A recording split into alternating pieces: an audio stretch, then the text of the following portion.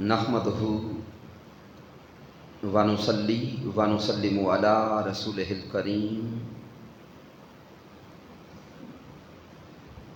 اما بعد فاعوذ باللہ من الشیطان الرجیم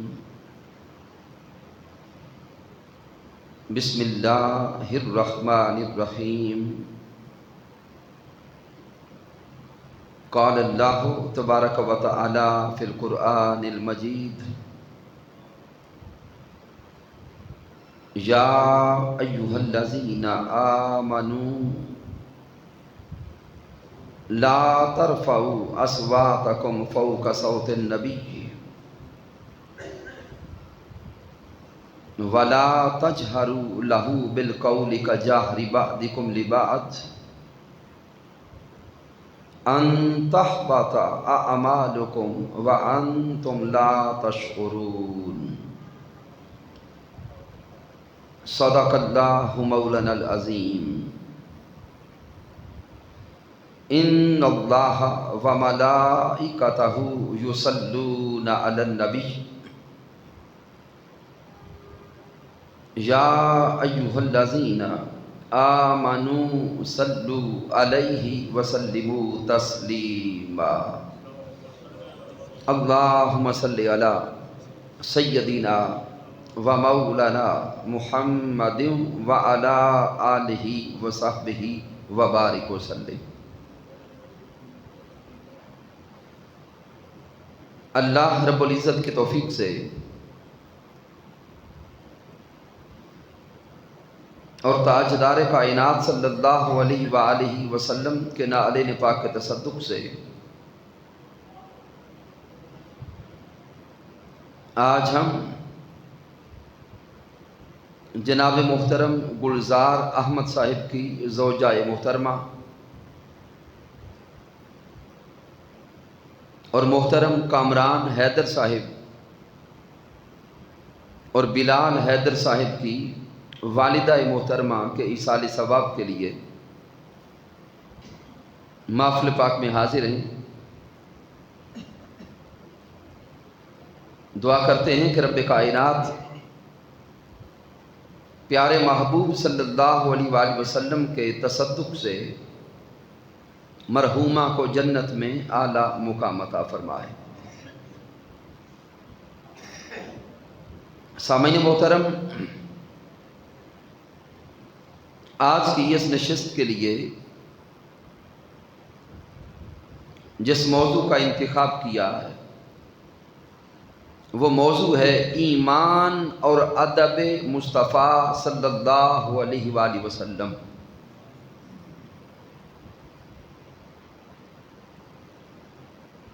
سامعین محترم، ایمان مومن کی سب سے قیمتی متاع ہے۔ ایک مومن کا سب سے قیمتی خزانہ اس کا ایمان ہے۔ یہ ایمان در حقیقت نام ہی پیارے محمد مصطفیٰ صلی اللہ علیہ وآلہ وسلم کے ادب میں فنا ہو جانے کا ہے۔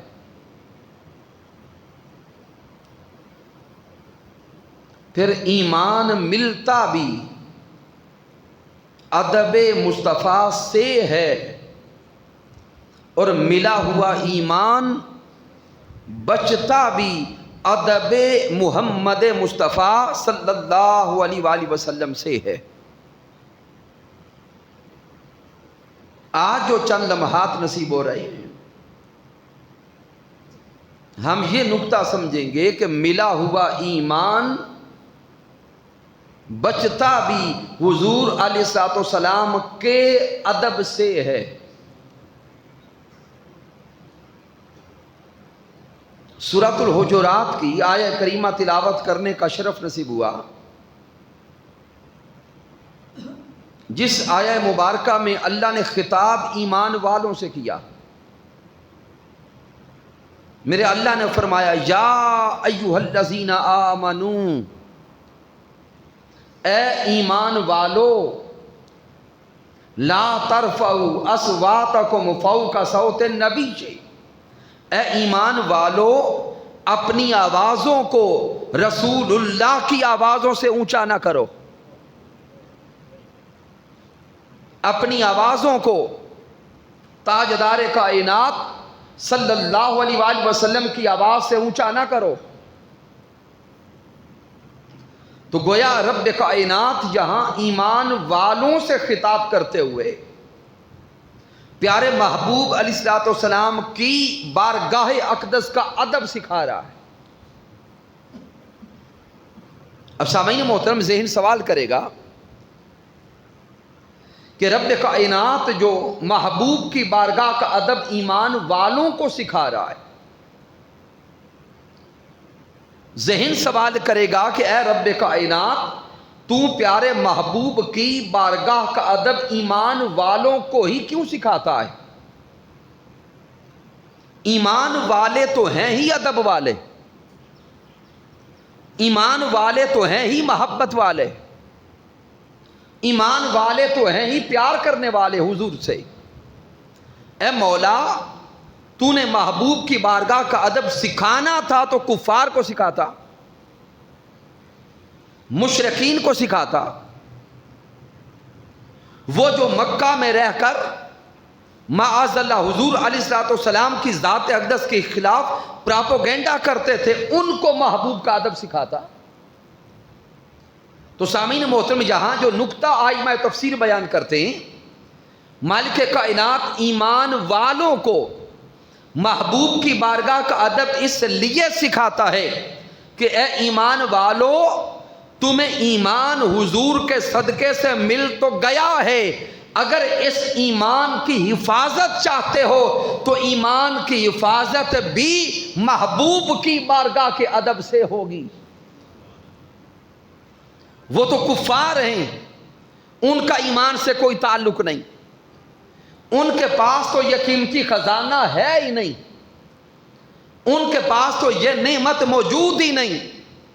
اگر تمہیں یہ نعمت ایمان نصیب ہو گئی، تمہیں یہ خزانہ مل گیا، تمہیں ایمان نصیب ہو گیا، تو ہمیشہ قیمتی خزانے کی حفاظت کی جاتی ہے، اسے چھپا چھپا کر رکھا جاتا ہے، ڈاکوؤں سے بچایا جاتا ہے۔ اگر اس ایمان والے قیمتی خزانے کی حفاظت کرنا چاہتے ہو تو اس کی حفاظت بھی ادب مصطفیٰ صلی اللہ علیہ وآلہ وسلم سے ہے۔ اس لیے رب کائنات نے قرآن مجید فرقان حمید میں جہاں پر بھی ادب مصطفیٰ کی بات کی ہے، خطاب ایمان والوں سے کیا ہے۔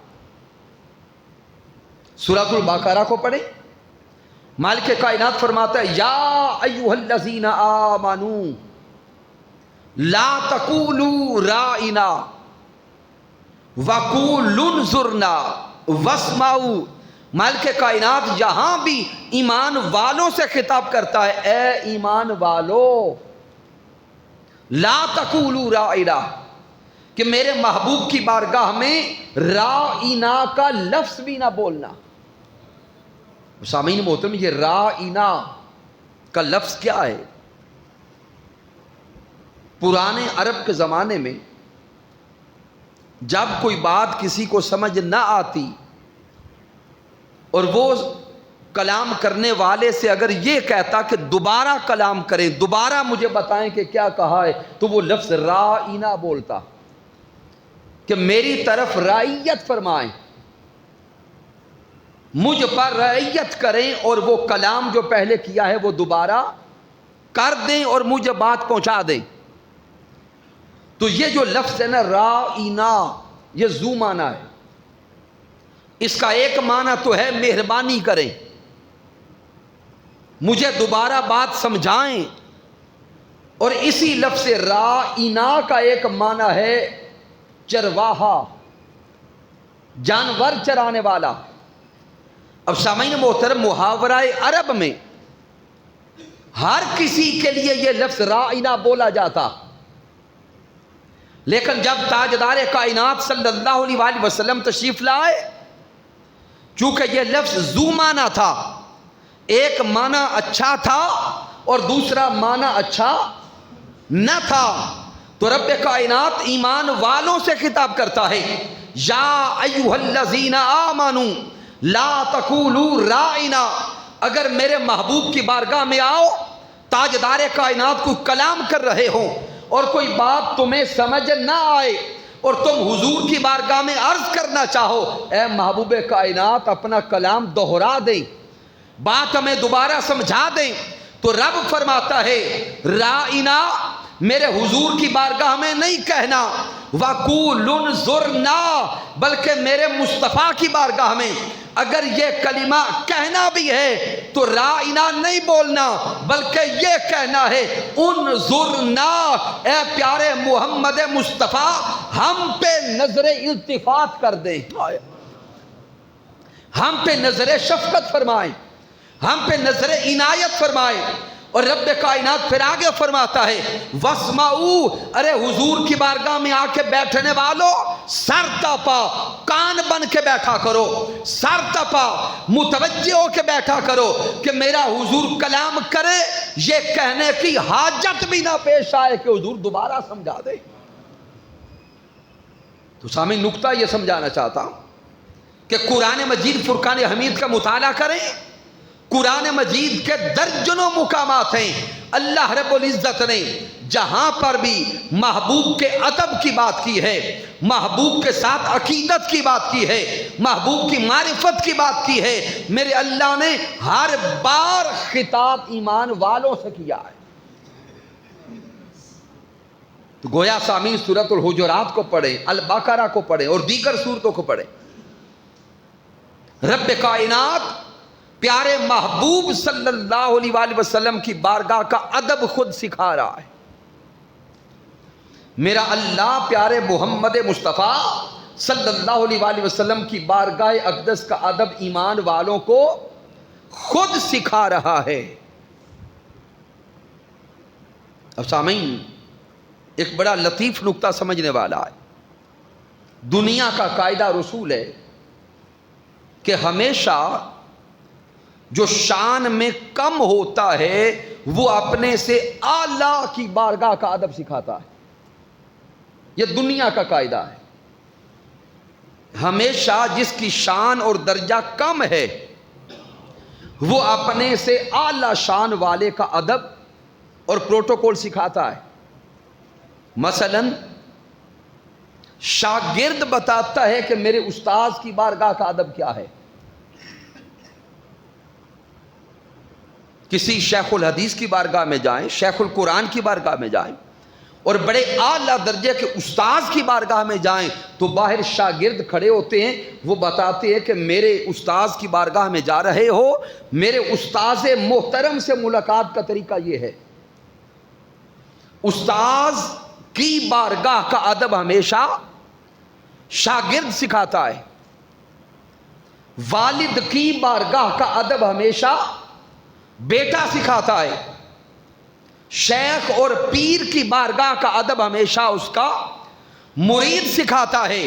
اب سامعین محترم نکتہ بڑا ایمان افروز ہے کہ ہمیشہ شان اور درجہ میں کم اپنے سے اعلیٰ کی بارگاہ کا ادب سکھاتا ہے. یہاں مقام مصطفیٰ کا اندازہ لگائیں، بارگاہ محمد مصطفیٰ کی ہے لیکن مصطفیٰ کی بارگاہ کا ادب خود خدا سکھاتا ہے، خود خدا سکھاتا ہے. کبھی اللہ ایمان والوں سے فرماتا ہے یا ایھا الذین آمنوا لا تقدموا بین یدی اللہ والرسول واتقوا اللہ.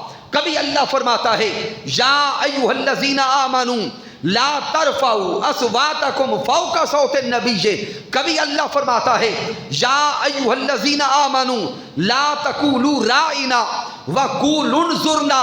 تو گویا رب کائنات اپنے محبوب کی بارگاہ کا ادب سکھا کر، محبوب کی بارگاہ کا احترام اور پروٹوکول سکھا کر کائنات کے انسانوں کو یہ نکتہ سمجھا رہا ہے کہ دنیا والوں سمجھ لو وہ رب ہو کر، اعلیٰ ہو کر، عرفہ ہو کر، رازق ہو کر، مالک ہو کر جب پیارے محمد مصطفیٰ کی بارگاہ کا ادب خود سکھاتا ہے تو قرآن یہ نکتہ سمجھاتا ہے دنیا والوں یہ نکتہ دل کی تختی پہ لکھو، بعد از خدا بزرگ توئی قصہ مختصر، کہ اوپر خدا ہے وہ رب کائنات محبوب کی بارگاہ کا ادب سکھا کے بتاتا ہے کہ میرے بعد اگر کسی کا پروٹوکول ہے تو وہ میرے محبوب محمد مصطفیٰ صلی اللہ علیہ وسلم کا ہے۔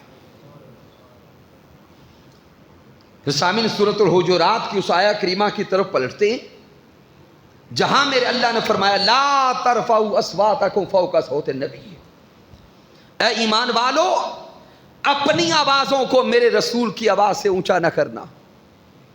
تو گویا رب کائنات ایمان والوں سے فرما رہا ہے اے ایمان والو اگر میرے حضور کی بارگاہ کبھی نصیب ہو جائے تو میرے محبوب کی بارگاہ میں آ کے بیٹھ جانا، اس وقت تک نہ بولنا جب تک پہلے میرا مصطفیٰ نہ بولے، میرے محبوب سے پہلے کلام بھی نہ کرنا، میرے محبوب سے پہلے اپنی زبان کو جنبش نہ دینا۔ اب شاید کسی جوان کا ذہن سوال کرے کہ علامہ صاحب یہاں لا ترفعوا اصواتکم آیا ہے، یہاں اللہ یہ تو نہیں فرماتا کہ حضور سے پہلے بولنا نہیں ہے؟ سامعین، آپ بڑے باشعور لوگ بیٹھے، جب اللہ فرما رہا ہے کہ میرے محبوب کی آواز سے اپنی آواز کو اونچا نہ کرنا، تو سامعین مجھے بتائیے گا کہ آنے والے کو پتہ کیسے چلے گا کہ حضور علیہ السلام کی آواز کا درجہ کیا ہے؟ حضور کی بارگاہ میں بیٹھنے والے کو پتہ کب چلے گا کہ حضور کی آواز کی پچ کیا ہے؟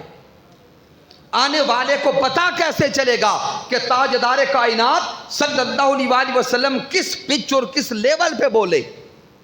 یہ پتہ تو اسی وقت چلے گا جب پہلے حضور علیہ السلام بولیں، کلام کریں گے، پہلے بولیں گے۔ تو گویا رب کائنات ایمان والوں کو یہ نکتہ سمجھا رہا ہے اے ایمان والو اگر میرے محبوب کی بارگاہ میں آ جاؤ اس وقت تک نہ بولنا جب تک پہلے میرے مصطفیٰ کلام نہ کرے۔ پھر آگے اللہ فرماتے وَلَا تَجْهَرُوا لَهُ بِالْقَوْلِ كَجَهْرِ بَعْضِكُمْ لِبَعْضٍ، اللہ فرماتے اے ایمان والو رسول اللہ صلی اللہ علیہ وسلم کو ایسے نہ آواز دے کے بلانا جیسے تم آپس میں ایک دوسرے کو بلاتے ہو۔ وَلَا تَجْهَرُوا لَهُ بِالْقَوْلِ كَجَهْرِ بَعْضِكُمْ لِبَعْضٍ، اے ایمان والو محبوب علیہ السلام کو ایسے نہ بلانا جیسے اپنے والد کو بلاتے ہو، حضور علیہ السلام کو ایسے نہ پکارنا جیسے اپنے بھائی کو پکارتے ہو، نہیں، وہ میرے محبوب ہیں، وہ من موہن ہیں، وہ ایسے پیتم ہیں کہ وہ محمد مصطفیٰ ہیں، ان جیسا اس کائنات عرضی میں کوئی بھی نہیں ہے۔ اور اگر میرے محبوب کی بے ادبی کر بیٹھے، اگر محبوب علیہ السلام کی بارگاہ کی بے ادبی کر بیٹھے، اگر رب کائنات فرماتا ہے ان تحبط اعمالکم، ان تحبط اعمالکم، تمہاری زندگی کے سارے اعمال ضائع ہو جائیں گے۔ اگر پیچھے 90-100 سالہ زندگی ہے اور کئی 100 سالہ زندگی ہے، اس زندگی میں نمازیں ہیں، روزے ہیں، زکوٰۃ ہے، حج ہے، عبادات ہے، اگر رسول اللہ کی بارگاہ کی بے ادبی کرتے گئے ان تحبط اعمالکم وانتم لا تشعرون، تمہاری ساری نمازیں ضائع کر دوں گا اور تمہیں خبر بھی نہیں ہونے دوں گا۔ سامعین، میں وقت بچاتے ہوئے ان تحبط اعمالکم کی طرف آپ کی توجہ لاؤں گا۔ ان تحبط اعمالکم، تمہارے سارے کے سارے عمل ضائع ہو جائیں گے، ساری نیکیاں مٹ جائیں گی۔ اب سامعین ذہن سوال کرے گا اے مولا اگر حضور کی بارگاہ کی بے ادبی گناہ ہے تو اے مولا اس ایک گناہ کے بدلے ایک نیکی ضائع ہوتی، ایک تہجد ضائع ہوتی، ایک دن کی نمازیں ضائع ہوتی۔ اور اگر ذہن کہے کہ بڑا گناہ ہے تو پھر ذہن فوراً کہے گا کہ اے رب کائنات اگر بڑا گناہ صحیح تو اس ایک گناہ کے بدلے مولا 1 سال کی نیکیاں مٹا لیتا، ساری زندگی کی نیکیاں تو ضائع نہ ہوتی۔ یہاں آئی میں تفسیر لکھتے ہیں کہ رسول اللہ صلی اللہ علیہ وآلہ وسلم کی بارگاہ کی بے ادبی اتنا بڑا گناہ ہے کہ اس سے صرف نیکیاں ضائع نہیں ہوتی، رسول اللہ کے در کی بے ادبی کرنے سے ایمان ضائع ہوتا ہے۔ چونکہ جسے تاجدار کائنات کا حیا نہیں رہتا اس کا ایمان نہیں رہتا، جسے رسول اللہ کی بارگاہ کا ادب نہیں رہتا اس کا ایمان نہیں رہتا۔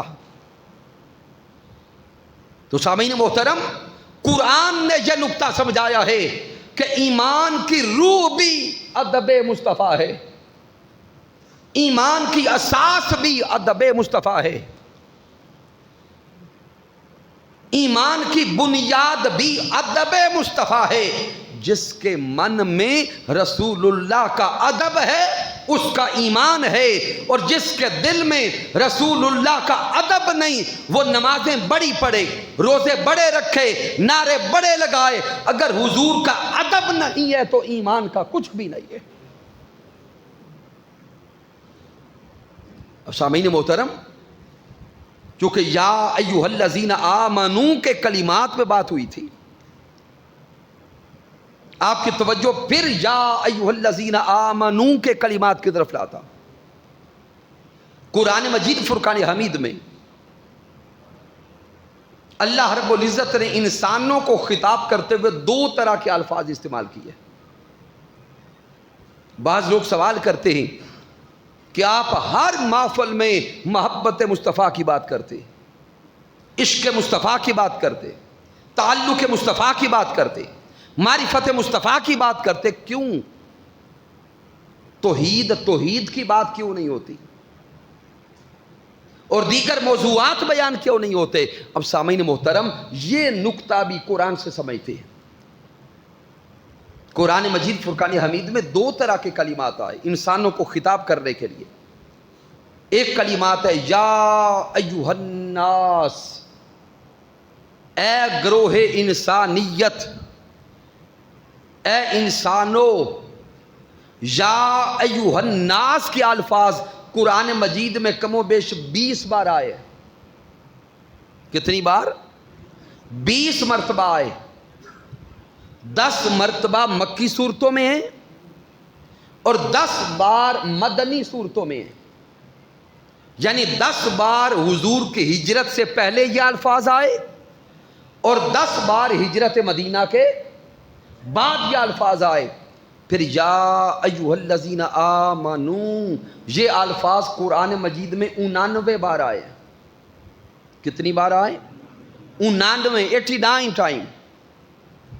یا ایھا الذین آمنو، یہ الفاظ قرآن مجید میں آئے 89 بار۔ عاشقو یہ سن کے مچل جاؤ گے، یا ایھا الناس کے کلمات 20 بار آئے، 10 بار مکہ میں، 10 بار مدینہ میں، لیکن یا ایھا الذین آمنو کے الفاظ قرآن مجید میں 89 بار آئے ہیں، لیکن 89 کے 89 مرتبہ مدینہ المنورہ میں آئے۔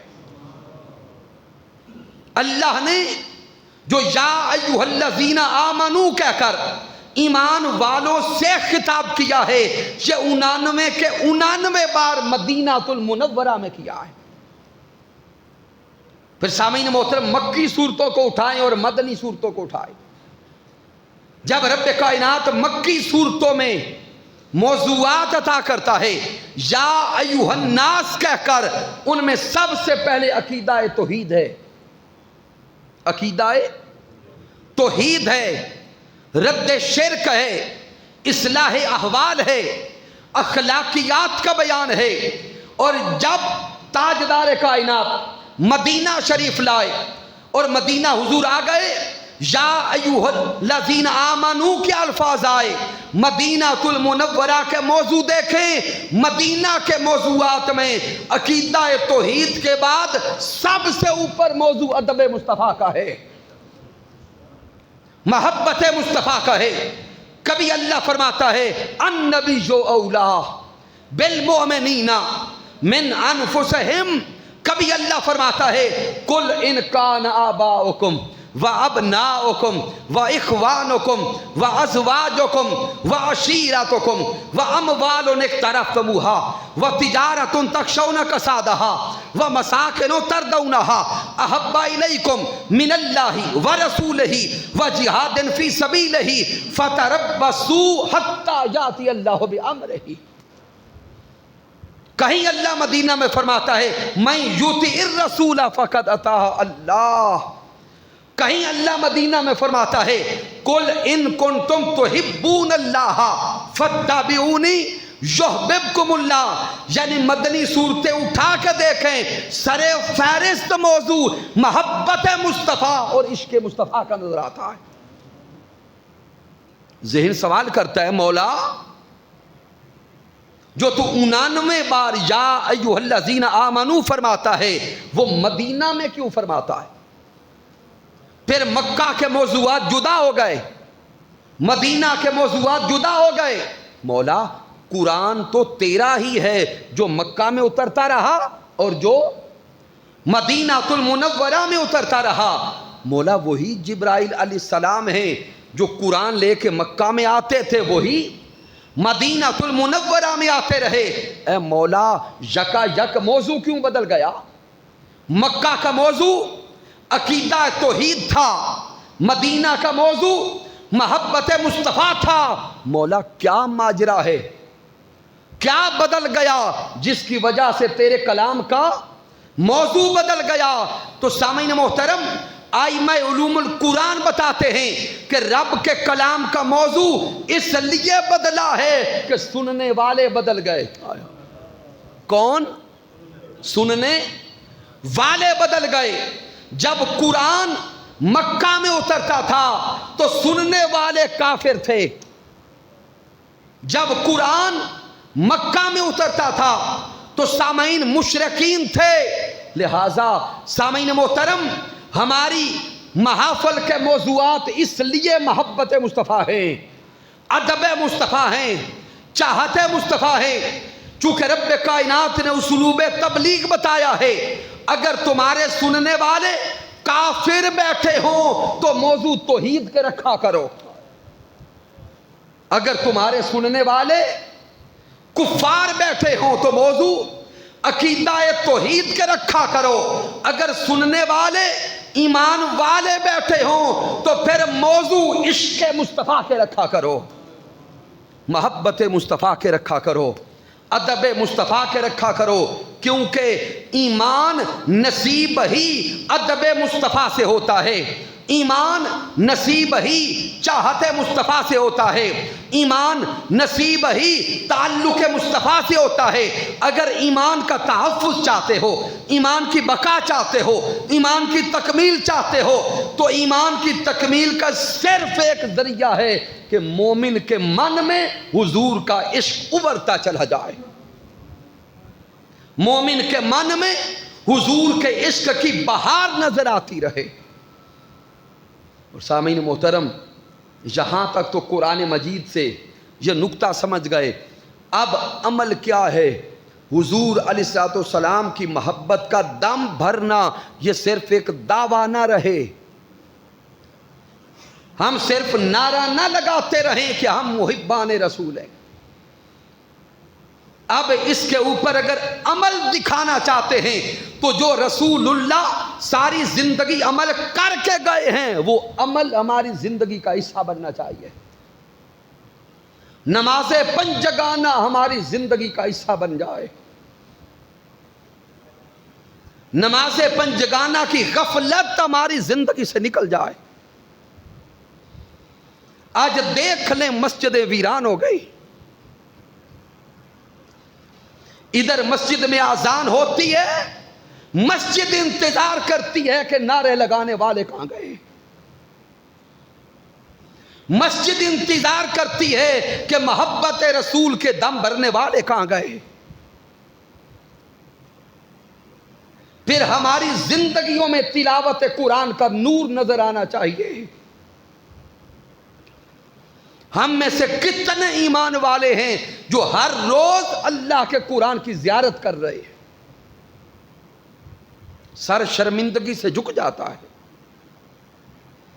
وہ قرآن جس میں ہماری فلاح اور کامرانی کے موضوعات بتائے گئے، وہ قرآن جو دنیا اور آخرت کی کامیابی کا ضامن ہے، ہم اس قرآن کو بھول گئے۔ اور پھر ہر روز ہمارے لبوں پہ پیارے محبوب صلی اللہ علیہ وآلہ وسلم کی ذات اقدس پہ درود و سلام کے ترانے ہونے چاہیے۔ یہ 3 عمل زندگی کا حصہ بنائیں، نماز پنجگانہ، تلاوت قرآن اور ذات محمد مصطفیٰ پہ درود و سلام۔ اگر یہ 3 عمل زندگی کا حصہ بن گئے تو سامعین محترم پھر انشاءاللہ تعالی نہ یہاں ناکام ہوں گے نہ وہاں ناکام ہوں گے۔ یہ محافل یہ تجدید عہد وفا کے لیے ہوتی ہے، یہ یاد کروانے کے لیے ہوتی ہے، اپنی زندگیاں بدلوانے کے لیے ہوتی ہیں۔ اگر ان محافل میں صرف منہ دکھانے آ جائیں، رسم نبھانے آ جائیں تو سامعین محترم پھر کچھ فائدہ نہیں ہے۔